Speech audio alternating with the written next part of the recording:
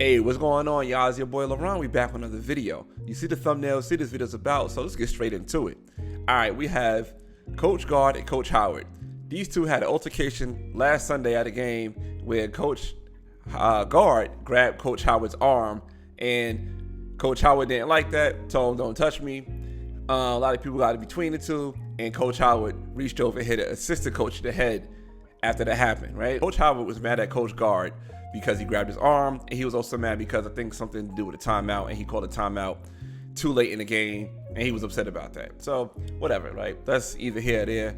You see the students are fighting the other students from the other opposing team, which, like I said in my live stream, it was kind of messed up to see his action make these kids start fighting each other. I just thought that was really upset and weak, you know what I mean? Because you're supposed to be the leader, you're supposed to be grooming these young men to become better men, and you showing crazy type of actions because somebody grabbed your arm. I want to talk about these brothers from the National Action Network and what their fight is, their plight is about what happened and what should happen, because now they're saying that this is racist. And when you do stuff like this, you take credibility away from real race issues.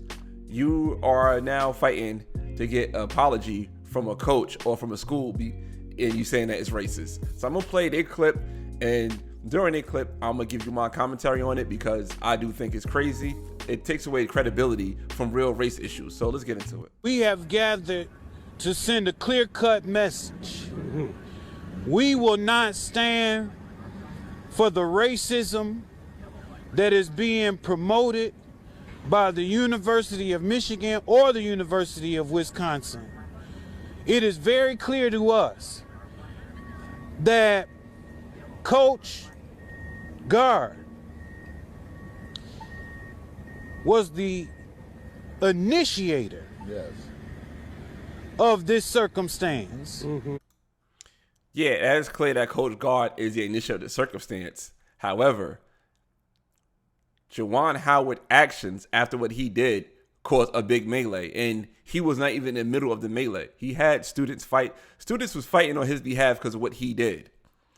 Students wasn't fighting because Coach Guard grabbed Coach Howard's arm. That's right. If Coach Guard would have never touched JUWAN Howard, we wouldn't be standing here right now. Right. Not at all. Absolutely. If Coach Guard would have walked by like coaches do all the time, and have went about his business, we would not be standing here right now. Right.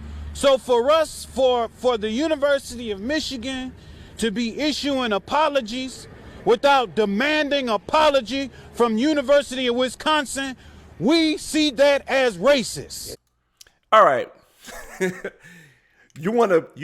you got an apology. First, we got a Michigan hat on, but you want an apology from the University of Wisconsin because the University of Michigan issued an apology. And they don't get an apology, you see that as racist.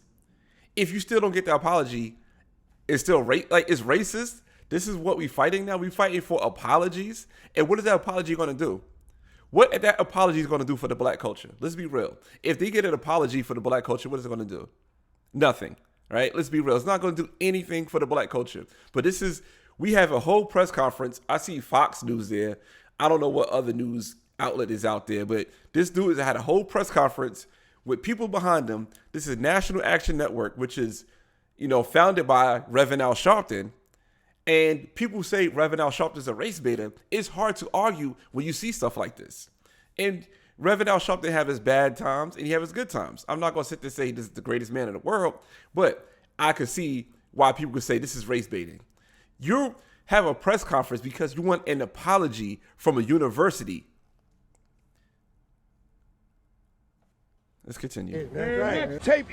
Now, this is one of the pastors or reverends that was also speaking about the situation. He kind of reminded me of he looked like an older Lupe Fiasco, if you ask me. I think he kind of looked like an older Lupe Fiasco. But let's continue. Clear, he was assaulted. There was some discrepancy about whether or not the timeout. The hell with that. When you put your hand on me, all of the rest of that goes out the door.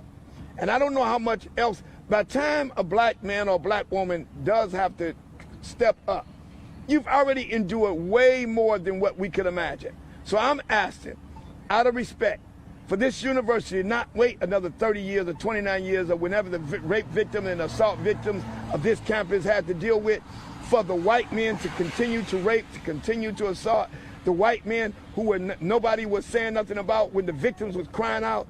I'm asking you not to victimize the black man. So, not to victimize the black man? So who's the victim in this case? According to them. Because you want an apology. Who's the victim?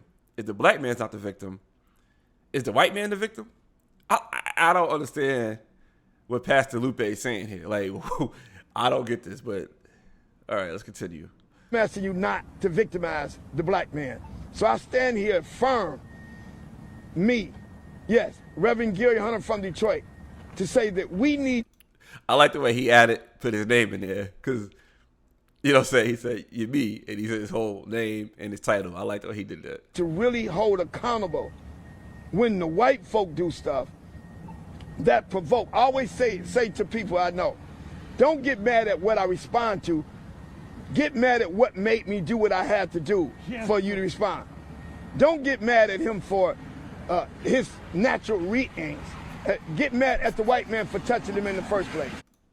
So he said, don't get mad at his re-ink. I think he meant reaction, you know what I'm saying? But he came out and said re-ink. And he said, get mad at the, don't get mad at the, what caused the re-ink, right? I hope this is a learning lesson for JUWAN Howard, you know what I'm saying? It was a number of things he could have did.